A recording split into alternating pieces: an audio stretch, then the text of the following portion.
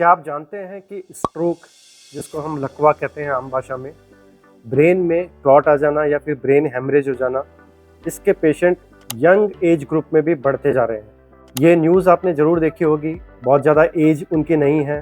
Founder हैं ज़ीरोदा के निखिल कामत, इनको भी स्ट्रोक हो गया था। इनके पास सारी सुविधाएं उपलब्ध है, सारी हेल्दी लाइफस्टाइल इन्होंने ज़रूर अपनाई होगी, लेकिन उसके बावजूद स्ट्रोक से ये बच नहीं पाए। इसी तरह से मेरी प्रैक्टिस में भी मैं देख रहा हूँ कि जो यंग पेशेंट हैं रिलेटिवली, उनमें भी स्ट्रोक की प्रॉब्लम, लकवे की प्रॉब्लम बढ़ती जा रही है। पहले ये सोचा जाता था कि ये ओल्ड एज की प्रॉब्लम है, 60 के बाद या 65 के बाद ही ज़्यादातर ब्रेन हैमरेज या स्ट्रोक की प्रॉब्लम होती है, लेकिन यंग पेशेंट्स में भी इसका इंसिडेंस बढ़ते जा रहा है। ये रिपोर्ट भी आप देख सकते हैं, जिसमें क्लियर कट बताया जा रहा है कि किस तरह से यंग पेशेंट्स भी स्ट्रोक का शिकार होते जा रहे हैं। इसका कारण क्या है? क्यों यंग पेशेंट्स में स्ट्रोक के जो सिम्टम्स हैं वो बढ़ रहे हैं, स्ट्रोक की बीमारी बढ़ रही है? नंबर 1 कारण स्ट्रेस जिस तरह से लाइफ में बहुत ज़्यादा हो गया है, स्ट्रेस को डील करने का तरीका जो है वो लोगों को नहीं पता है कि किस तरह से स्ट्रेस को कम करें अपनी लाइफ से और हेल्दी लाइफस्टाइल अपनाएं। बहुत ज़्यादा सेडेंटरी लाइफस्टाइल हो गया है, बैठ के घंटों ऑफिस में काम करना, फिजिकल एक्टिविटी का बिल्कुल नहीं होना, फास्ट फूड, बहुत ज़्यादा कल्चर फास्ट फूड का आ जाना, हेल्दी डाइट है उसको नहीं अपनाना, ये सारे कारण हैं जिसकी वजह से यंग पेशेंट्स में भी स्ट्रोक के चांसेस बढ़ जाते हैं। आज का ये वीडियो इसी बारे में है।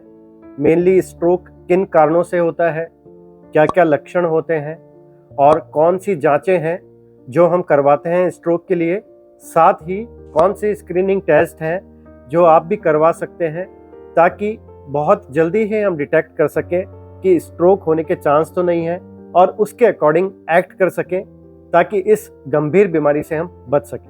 दोस्तों, समझते हैं स्ट्रोक को बिल्कुल सिंपल भाषा में कि ये होता क्या है, प्रॉब्लम क्या आती है। जिस तरह से हार्ट अटैक के बारे में अवेयरनेस काफ़ी हो चुकी है कि चेस्ट पेन है या घबराहट हो रही है या लेफ्ट आर्म में पेन हो रहा है, तो हार्ट अटैक का एक इंडिकेशन आता है। ठीक इसी तरह से स्ट्रोक जो है वो ब्रेन अटैक हम कह सकते हैं कि ब्रेन को जो ब्लड सप्लाई जा रही है उसमें अगर दिक्कत है तो स्ट्रोक के लक्षण आते हैं। हमारे ब्रेन को जो ब्लड सप्लाई जा रही है वो मेनली 4 आर्टरीज हैं, 2 आगे जिनको कैरोटिड वेसल्स कहते हैं, राइट और लेफ्ट, और 2 पीछे वर्टिब्रल आर्टरीज है, राइट और लेफ्ट। तो ये चारों वेसल्स पूरे ब्रेन को सप्लाई करती हैं और इन वेसल्स में अगर कोई प्रॉब्लम है, कोई क्लॉट आ गया है या फिर ओल्ड एज के साथ जो चेंजेस आते हैं ब्लड वेसल्स में, एथेरोस्क्लेरोसिस जिनको कहते हैं, एथेरोस्क्लेरोटिक चेंजेस जो होते हैं ओल्ड एज में तो आते ही हैं, डायबिटिक और हाइपरटेंसिव पेशेंट्स में थोड़े जल्दी आते हैं और ज़्यादा आते हैं, तो उनमें चांस बढ़ जाते हैं, जिसकी वजह से ब्लड फ्लो जो है वो ब्रेन को नहीं पहुंच पाता और स्ट्रोक सामने आ सकता है। अगर ब्लड में ही कोई प्रॉब्लम है, यंग स्ट्रोक की हम बात कर रहे थे, तो यंग पेशेंट्स में अगर ब्लड में शुरू से ही कोई प्रॉब्लम है, कोई कॉन्जेनाइटल ऐसी प्रॉब्लम है जिसको हम आम भाषा में कहते हैं कि खून गाढ़ा हो जाना, अगर क्लॉटिंग की टेंडेंसी ज़्यादा है ब्लड की, तो भी स्ट्रोक हो सकता है।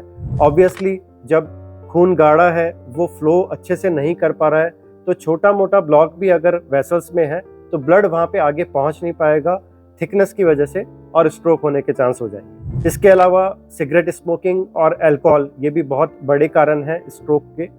इनसे जो ब्लड वेसल्स है ब्रेन की वो कमज़ोर हो जाती है और वहाँ पे फटने का चांस होता है, ब्रेन हेमरेज होने का चांस बढ़ जाता है। स्ट्रोक की जब भी हम बात करते हैं तो मेनली ये 2 तरह के होते हैं।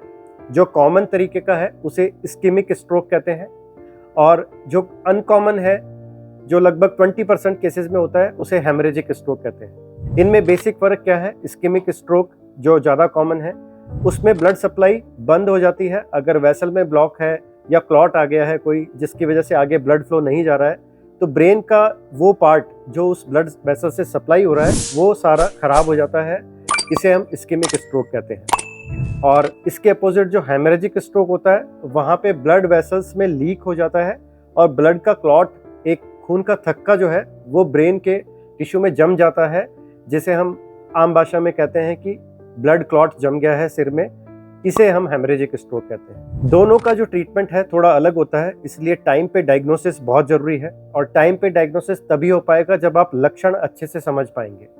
तो अब बात करते हैं क्या मेन लक्षण हैं, क्या सिम्टम्स हैं, जिससे हम जल्दी ये अंदाज़ा लगा सकें कि स्ट्रोक की प्रॉब्लम तो नहीं है कहीं पे। इनमें आता है नंबर 1 फेशियल एसिमेट्री, मतलब चेहरे का लकवा। चेहरे पे अगर टेढ़ापन आ रहा है, हाथ और पैर में कमजोरी आ रही है, जिसे हम बिल्कुल कॉमनली कहते हैं कि लकवा हो गया है, हाथ पैर का लकवा पड़ रहा है। हाथ पैर में कमजोरी थोड़े समय के लिए भी आ सकती है और लंबे समय के लिए भी आ सकती है। थोड़े समय के लिए मतलब कुछ देर के लिए कमजोरी लगेगी, उसके बाद वापस ठीक हो जाता है।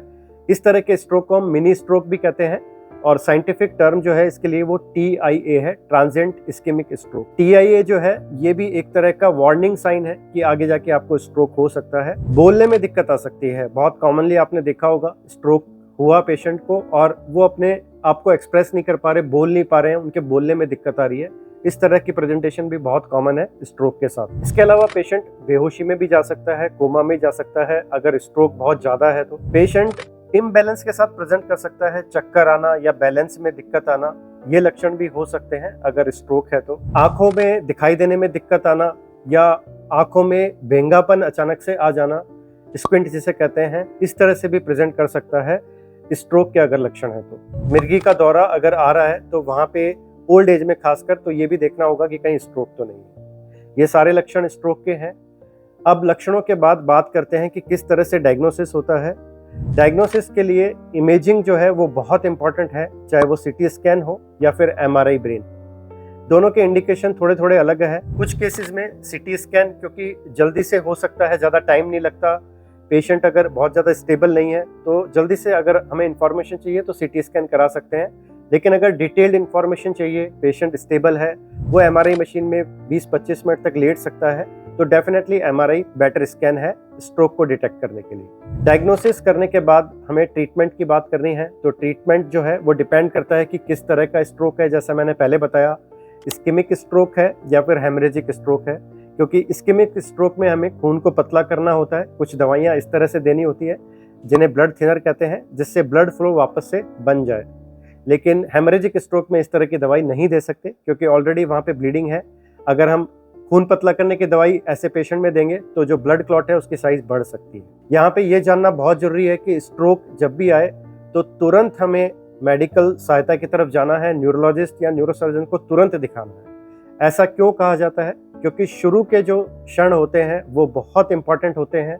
अगर किसी पेशेंट को स्ट्रोक आया है, उसकी ब्लड वेसल में ब्लॉक है और तुरंत अगर जाके हम उसके ब्लड क्लॉट को हटा देंगे तो वहाँ पे दोबारा से ब्लड फ्लो ब्रेन का बन जाता है, जिससे जो पैरालिसिस हुआ था, लकवा था, उसको रिवर्ट भी कर सकते हैं।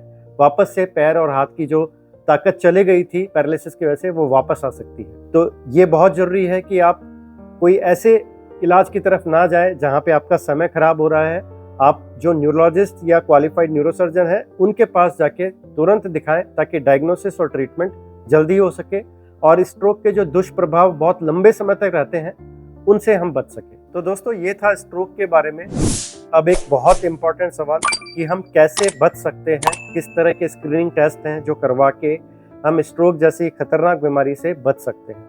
तो यहाँ पे ये बहुत ज़रूरी है, जैसा मैंने बताया यंग पेशेंट्स में बढ़ती जा रही है इंसिडेंस। अपनी लाइफस्टाइल को हेल्दी रखें।